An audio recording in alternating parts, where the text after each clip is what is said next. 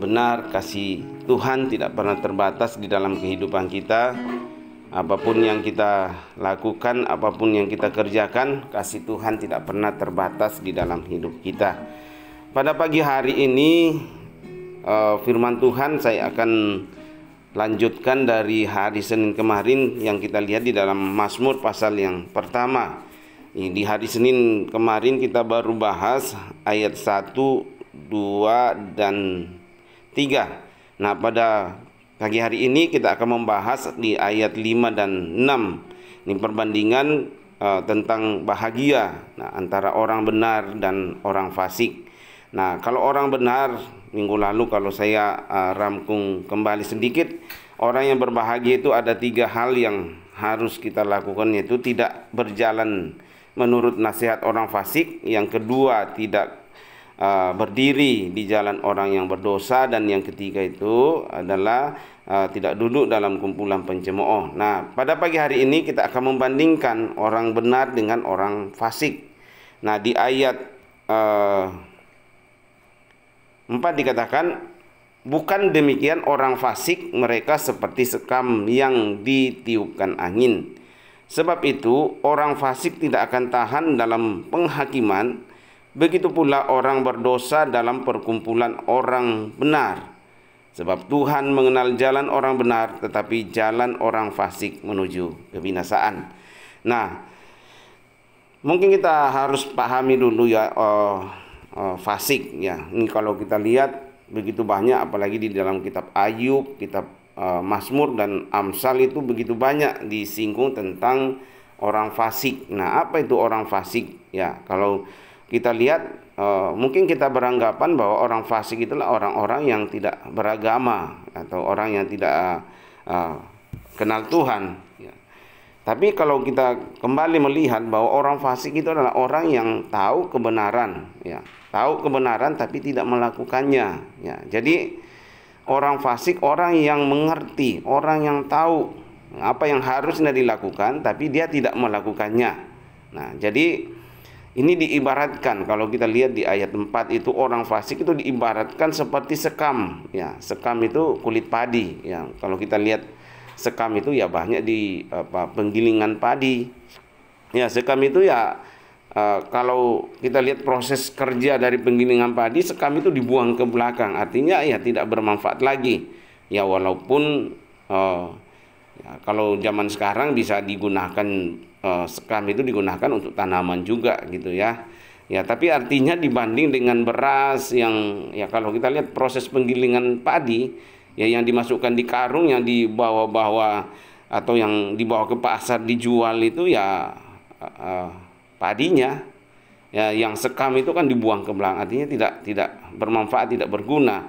Kalau zaman saya dulu SD itu, kalau kita ya sekam itu ya dibuang, mau ambil sebanyak mungkin, tidak pernah dijual ya. Mungkin karena kebutuhan zaman sekarang jadi ya sekarang dijual, tapi ya, dibanding dengan harga beras dan harga sekam itu ya jauh beda gitu, jauh perbedaannya. Jadi orang fasik itu diibaratkan seperti sekam yang ditiupkan angin, artinya tidak ada isinya ya. Angin itu bisa diibaratkan adalah persoalan. Jadi orang yang fasik itu ketika ditiup angin dia akan terbawa gitu ya. Ya, akan binasa ya. Nah, jadi kalau kita lihat di ayat 5, sebab itu orang fasik tidak akan tahan dalam penghakiman, begitu pula orang berdosa dalam perkumpulan orang benar. Nah, jadi kalau orang yang fasik tadi, orang yang tahu kebenaran dan tidak melakukannya, ya, saya katakan orang fasik itu tidak ada tidak di luar gereja, bahkan di dalam gereja juga ada orang fasik. Di dalam komunitas orang Kristen juga ada orang fasik. Bahkan ya di dalam rumah tangga juga mungkin ada orang fasik. Ya, artinya tadi pemahaman orang fasik itu ada orang yang tahu kebenaran tapi tidak melakukannya. Minggu lalu saya singgung bahwa kalau kita lihat di Alkitab itu, orang fasik itu yang ditegur oleh Tuhan Yesus, dan kata-kata yang digunakan di situ, celakalah kamu hai ahli Taurat dan orang-orang Farisi ya. Karena Kenapa ditegur di situ? Karena mereka tahu tentang firman Tuhan, tapi mereka tidak melakukannya. Malah sebaliknya, ya, apa yang firman Tuhan katakan ya, dilanggar. Jadi orang fasik adalah orang yang tahu kebenaran tapi tidak melakukannya. Tadi diumpamakan seperti sekam, ya, tidak ada isinya, tidak ada harganya, ya, tidak bernilai, dibuang orang fasik itu. Bahkan dikatakan orang fasik tidak akan tahan dalam penghakiman. Proses orang yang tahu kebenaran tapi tidak melakukannya tidak akan tahan proses, karena ya dia mau yang instan saja, mau yang hanya menguntungkan dirinya tapi bukan untuk orang lain, memperkaya dirinya sendiri tapi tidak pernah peduli dengan orang lain. Itu orang-orang masuk dalam golongan orang-orang fasik yang sudah tahu kebenaran tapi tidak melakukannya. Ya, sama kalau misalnya firman Tuhan katakan, kita udah mengerti jangan bersaksi dusta, jangan mencuri, jangan mengingini barang sesama manusia. Kita sudah tahu, ya. Tapi suatu waktu kita diperhadapkan pada kasus seperti itu, jangan bersaksi dusta, tapi akhirnya kita bersaksi dusta. Padahal dalam hati kecil kita sudah mengerti bahwa bersaksi dusta itu, ya, bersaksi dusta itu ya berbohong itu ya. Ya dosa. Kita mengerti bahwa kebenarannya menuntut kita untuk jujur, tapi kita tidak jujur. Ya, sama kita masuk dalam golongan orang fasik. Akhirnya ya kita tidak tahan terhadap proses, ya. Ya, di dalam penghakiman dikatakan orang fasik tidak akan tahan di dalam penghakiman, ya. Jadi kalau kembali kita lihat bahwa kita tidak akan selamanya hidup di dunia ini. Semua ada batasnya, semua ada waktunya. Kalau kita kembali ke pengkhotbah, di situ dikatakan bahwa semua ada waktunya. Ya, manusia juga ada waktunya. Ada waktunya untuk lahir, ada waktunya untuk dewasa, ada waktunya untuk berkeluarga, ada waktunya untuk sakit, dan ada waktunya untuk meninggalkan dunia ini. Ya, tidak ada orang yang akan hidup selamanya. Ya, jadi setelah kita meninggalkan dunia ini ada hidup selanjutnya, dan di situ kan ada penghakiman. Ya, apa yang kita lakukan selama kita hidup di dunia ini itu akan dihakimi nanti. Ya, akan dihakimi. Jadi dikatakan orang fasik itu tidak akan tahan di dalam penghakiman. Artinya tidak akan bisa mempertanggungjawabkan apa yang dia lakukan selama hidupnya di dunia ini. Akhirnya tadi ditiupkan angin, ya, akhirnya dibuang, ya, tidak berguna. Artinya tidak akan memperoleh hidup yang dijanjikan oleh Tuhan, karena dia tidak akan tahan di dalam penghakiman. Nah, begitu pula dengan orang berdosa dalam perkumpulan orang benar. Ya, berdosa itu ya sama tadi, kalau orang fasik udah tahu kebenaran dan tidak melakukannya, sama dengan orang yang melakukan dosa juga. Dan dia dikatakan dalam kitab Mazmur ini, orang yang fasik, orang yang berdosa tidak tahan dalam kumpulan orang benar.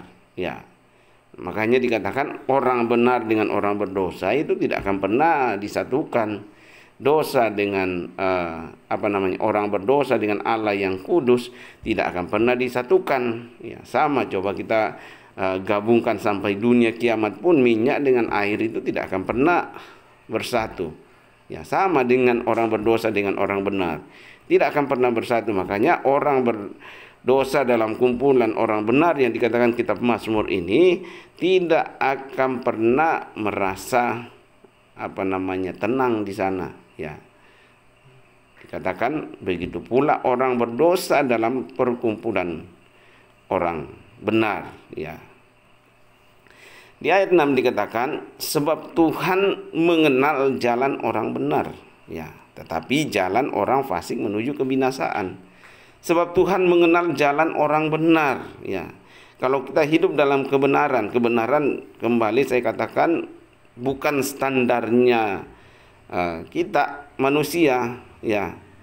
Belum tentu apa yang benar di mata kita, belum tentu ada apa yang benar di hati kita, di mata Tuhan itu benar. Jadi kembali kepada benar itu menurut standarnya siapa? Standar manusia atau standarnya Tuhan? Ya. Nah, tentu di sini kita bicara tentang firman Tuhan. Tentu kita mau standarnya Tuhan. Ya, dikatakan sebab Tuhan mengenal jalan orang benar menurut standarnya Tuhan. Ya. Nah, kembali kepada firman Tuhan. Standar Tuhan itu gimana sih? Ya. Standar Tuhan seperti apa? Ya, kembali kita baca firman Tuhan. Di situ semua ada apa yang Tuhan mau dalam hidup kita sebagai orang percaya. Ya. Baca firman Tuhan, baca Alkitab, dan kita mengerti apa sih maunya Tuhan dalam hidup kita. Makanya kalau kita baca Alkitab kan kita harus berdoa. Berdoa, tanya sama Tuhan. Kalau kita baca Alkitab kan kita sedang berbicara dengan Tuhan. Tidak hanya sekedar kita membaca. Makanya beda antara membaca koran, membaca berita dengan membaca firman Tuhan. Karena kita percaya bahwa ketika kita membaca Alkitab adalah firman Tuhan, ya kita sedang berbicara dengan Tuhan. Makanya kita berdoa, Tuhan, apa yang Tuhan mau bicara sama saya lewat firman Tuhan yang saya baca hari ini. Ya, sama kalau hari ini Tuhan mengingatkan kita bicara tentang orang fasik. Ya tentu Tuhan mau jangan kamu menjadi orang fasik. Karena kalau kamu menjadi orang fasik, ya, kamu akan seperti sekam, tidak ada isinya, tidak dihargai, ya, tidak ada kualitasnya. Ya, kalau kamu jadi orang fasik, kamu tidak akan tahan dalam proses. Bahkan di penghakiman nanti kamu tidak akan mempertahankan apa yang sudah kamu lakukan, akhirnya kamu binasa. Ya, kalau kamu jadi orang fasik, sama saja dengan kamu menjadi orang yang berdosa. Ya, dan kamu tidak akan tahan di dalam kumpulan orang-orang benar. Orang yang masuk dalam surga adalah orang-orang yang benar menurut standarnya Tuhan. Kamu tidak akan bisa di situ. Ya, kalau kamu menjadi orang fasik, Tuhan akan membawa kamu ke dalam kebinasaan. Ya, Tuhan tidak mengenal jalanmu. Ya, tapi kalau kamu menjadi orang yang benar, Tuhan akan mengenal jalan-jalanmu. Tuhan merancangkan jalan-jalan yang baik di dalam hidupmu. Jadi ketika kita baca firman Tuhan, kita bicara dengan Tuhan. Oh, ternyata ini maunya Tuhan dalam hidup saya. Dan kalau kita baca, tentu banyak hal yang Tuhan mau sampaikan kepada kita lewat pembacaan firman Tuhan. Makanya ya kalau kita sudah baca Alkitab bertahun-tahun baru tidak ada sesuatu yang kita dapatkan, berarti pertanyaannya, ketika kita baca Alkitab, kita bicara dengan siapa? Ya, apakah hanya sekedar baca atau kita sedang bicara dengan Tuhan? Dan coba kita lihat satu-satu apa yang firman Tuhan katakan tentang orang-orang fasik. Ya, nah coba kita lihat di dalam Amsal 3 ayat 33. Di situ dikatakan, kutuk Tuhan ada di dalam rumah orang fasik. Ya, kutuk itu artinya kesusahan kan? Ya, kesusahan itu ada di dalam rumah orang fasik. Nah, firman Tuhan bicara lagi kepada kita, jangan mau jadi orang fasik supaya kesusahan, penderitaan itu tidak ada di dalam rumah kita. Kutuk Tuhan, ya, artinya kesusahan. Kita berdoa sama Tuhan, tapi Tuhan membalikkan badannya. Kita berdoa, tapi Tuhan tidak mau mendengarkan doa kita, tidak menjawab doa kita. Karena apa? Ada masalah. Kita masih hidup dalam kefasikan. Makanya firman Tuhan katakan, kutuk Tuhan ada dalam rumah orang fasik. Nah, singkirkan kutuk itu. Gimana? Jadilah orang yang benar menurut standarnya Tuhan. Sambung di situ, tetapi tempat kediaman orang benar diberkatinya. Mau diberkati, jadilah orang benar, jangan jadi orang fasik. Ya, tetapi tempat kediaman orang benar, ya, benar menurut standarnya Tuhan, diberkatinya. Makanya kalau kita mau diberkati sederhana gitu, ya hidup benar aja di hadapan Tuhan. Ya, Tuhan akan membukakan jalan-jalan yang dikatakan.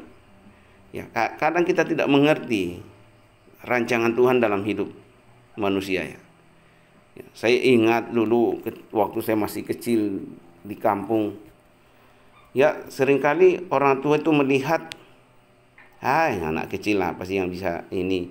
Ya, justru saya lihat banyak orang-orang yang dipandang rendah orang, justru Tuhan berkati mereka dan berhasil gitu ya. Banyak orang-orang yang mungkin merasa kaya, merasa sombong, dan ya justru ya Tuhan tidak berkati. Ya, jadi kembali, orang yang mau diberkati Tuhan ya orang yang sejalan dengan Tuhan, orang yang mau hidup benar di hadapan Tuhan.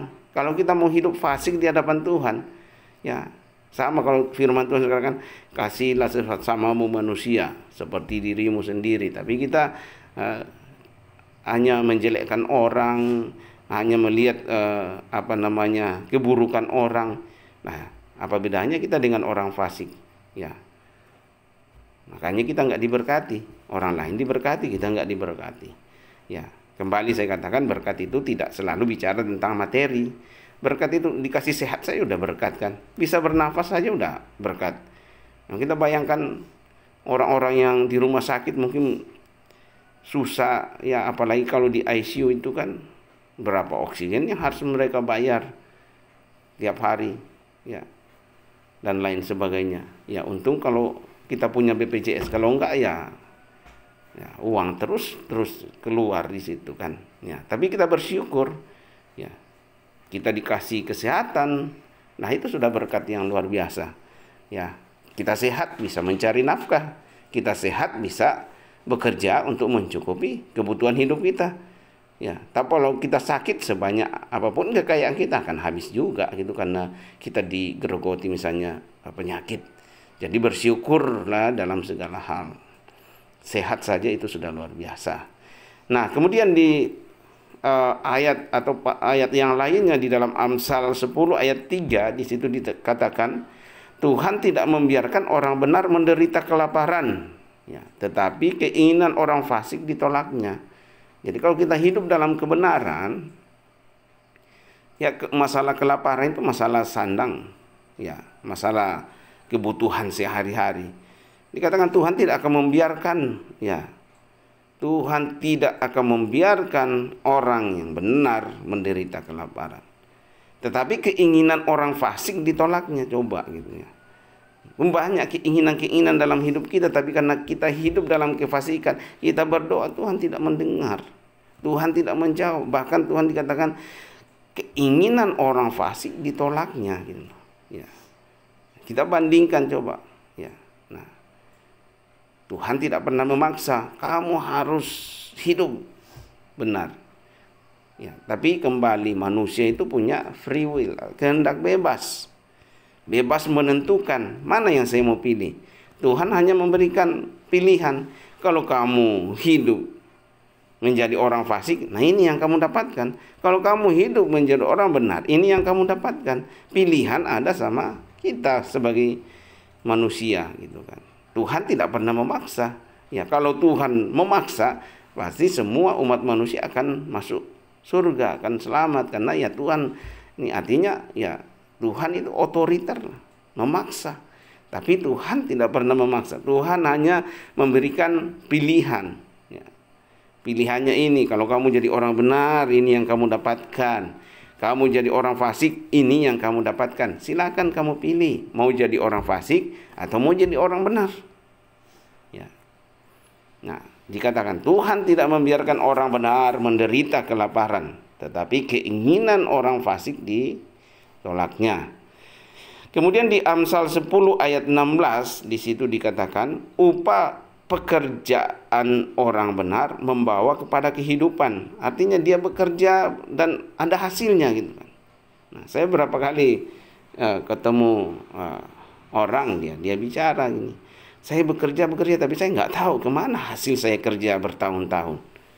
Ya. Sama kalau kita kembali di kitab Hagai di situ ya, kamu bekerja tapi kamu pulang membawa pundi-pundi yang berlobang. Ya, kamu bersusah-susah kerja tapi tidak ada hasilnya gitu.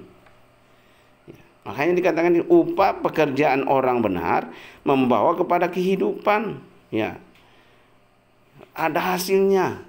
Ya.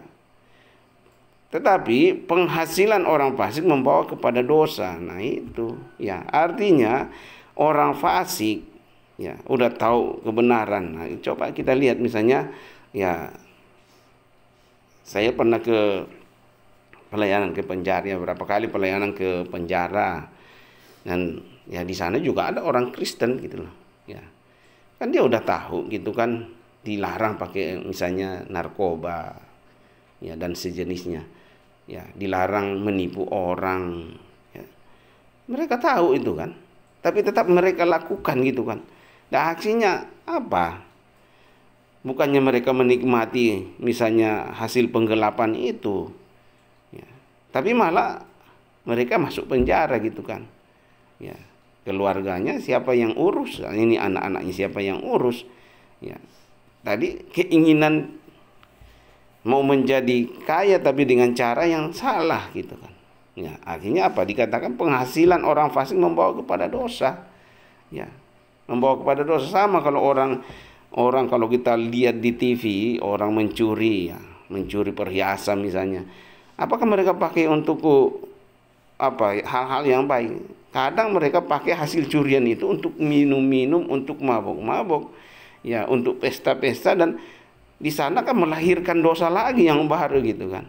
Jadi ya kembali, penghasilan orang fasik membawa kepada dosa, bukan membawa kepada kehidupan, tapi upah pekerjaan orang benar membawa kepada kehidupan. Nah, mau yang mana yang kita pilih? Mau jadi orang benar atau mau jadi orang fasik? Ya. Sehingga penghasilan kita bukannya jadi berkat bagi keluarga kita, tapi apa? Menjadi pembawa dosa bagi keluarga kita. Ya. Nah, selanjutnya dikatakan di dalam Amsal 10 ayat 32. Nah, saya katakan di awal tadi ya tentang kefasikan itu banyak sekali dibahas di dalam Alkitab. Mulai dari Kejadian sampai kepada kitab Wahyu ada tentang orang fasik ini. Berarti penting sekali. Ya, di Amsal 10 ayat 32, bibir orang benar tahu akan hal yang menyenangkan. Ya, artinya orang yang hidup dalam kebenaran, tahu tentang kebenaran, ya, melakukan, ya, udah tahu kebenaran dan melakukannya, dikatakan dia akan berpikir, ya, bibir orang benar tahu hal yang menyenangkan. Kira-kira kalau saya bicara ini menyenangkan orang nggak? Menjadi berkat nggak bagi orang? Tapi dikatakan, tetapi mulut orang fasik hanya tahu tipu muslihat, ya, hanya nipu, ya. Jadi mau dibaptis berapa kali, mau mau dibaptis Roh Kudus atau apalah segalanya banyak itu jenis-jenisnya yang ya tentu masing-masing organisasi punya cara gitu kan. Ya tapi kalau kita mau hidup terus dalam kefasikan, ya hanya akan kita sedang menipu gitu kan. Ya, bukan hanya manusia yang kita tipu, ya Tuhan kita sedang menipu Tuhan juga gitu kan. Ya, makanya orang bertobat ya harus berubah lah. Ya. Ya, bibir orang benar tahu akan hal yang menyenangkan, tetapi mulut orang fasik hanya tahu tipu muslihat, ya, tipu-tipu, ya, bohong, menipu orang. Kemudian di Amsal 11 ayat 9. Nah, dengan mulutnya orang fasik membinasakan sesama manusia. Nah, ini makanya kalau kita kembali di Yakobus, lidah itu mengambil tempat yang kecil tapi bisa membakar gitu ya. Kadang orang bicara ini ya bisa merusakkan orang lain, ya, bisa membinasakan satu komunitas hanya karena masalah mulut gitu. Dengan mulutnya orang fasik membinasakan sesama manusia, tetapi orang benar diselamatkan oleh pengetahuan. Ajak dia berpikir dulu. Ya, kalau orang fasik kadang nggak pernah berpikir gitu ya, bertindak dulu baru akhirnya berpikir. Bagus kalau dia masih berpikir, tapi merusakkan orang, membinasakan orang.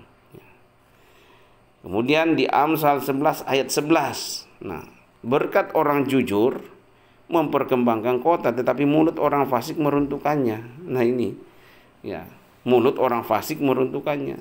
Ya mungkin ada dalam suatu organisasi ini sudah merancang suatu perkembangan organisasi itu dengan baik, tapi ya orang berikutnya itu meruntuhkannya, menghancurkannya gitu.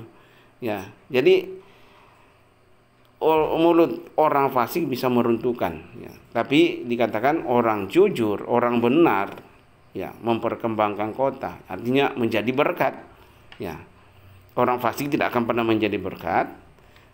Tapi orang yang benar, menurut standarnya Tuhan, kembali saya katakan, ya pasti dia akan menjadi berkat. Memperkembangkan itu artinya yang memperluas gitu kan, berkembang, ya.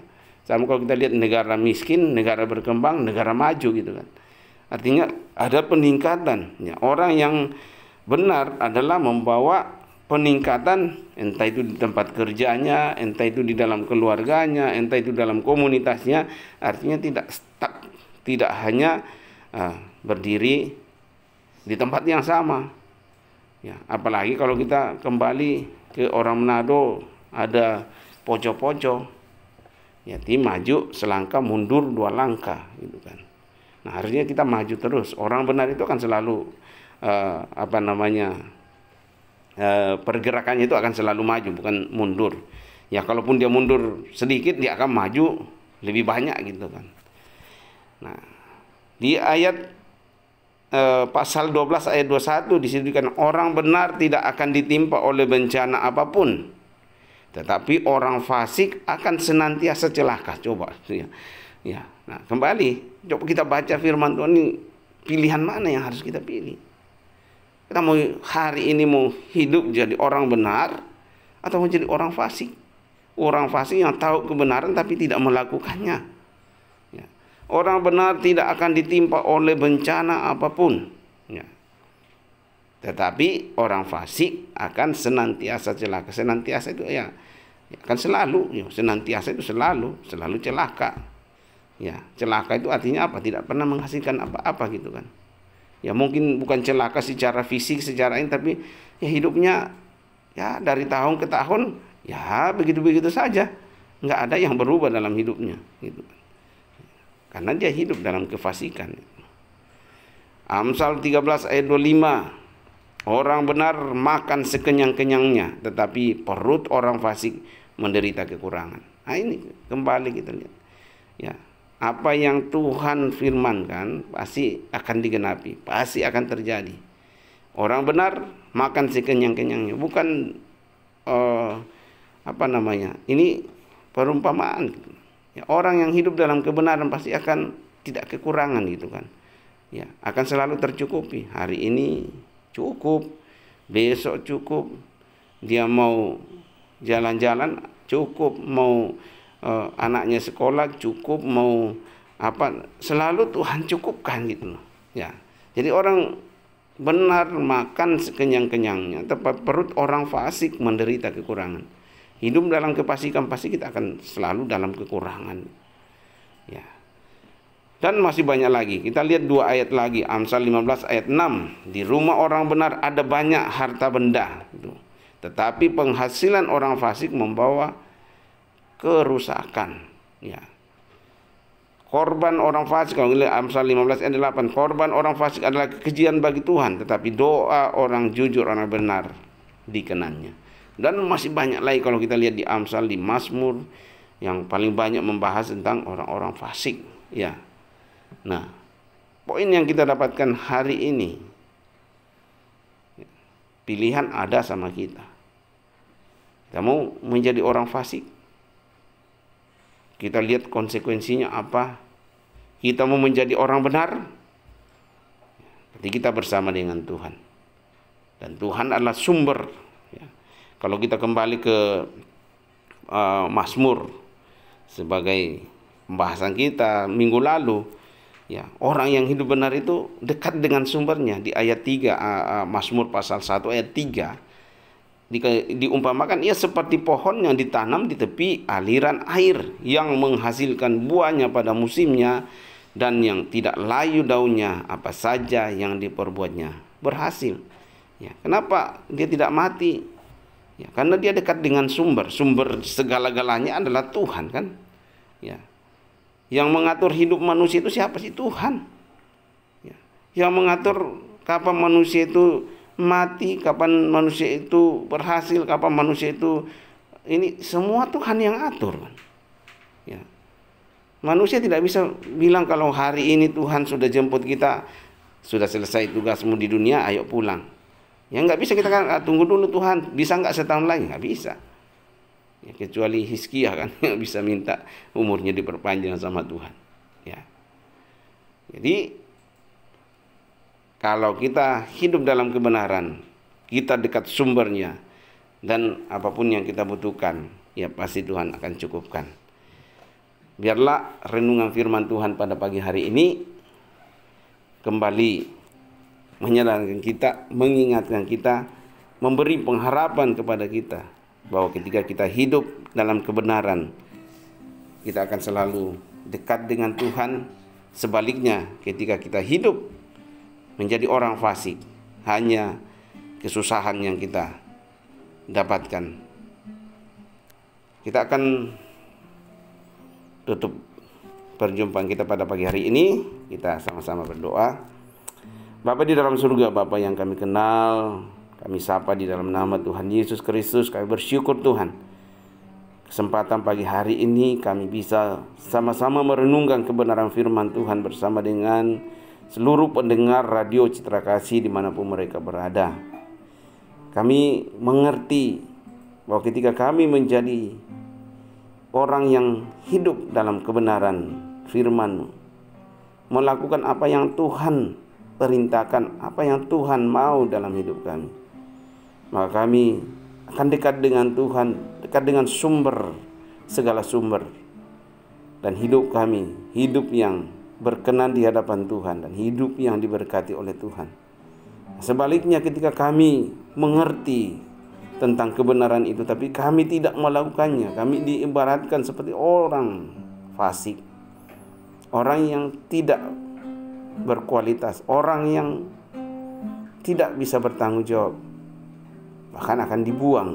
Firman Tuhan katakan, bukan kebaikan yang kami terima, tapi hal-hal yang buruk, hal-hal yang merugikan kami sendiri.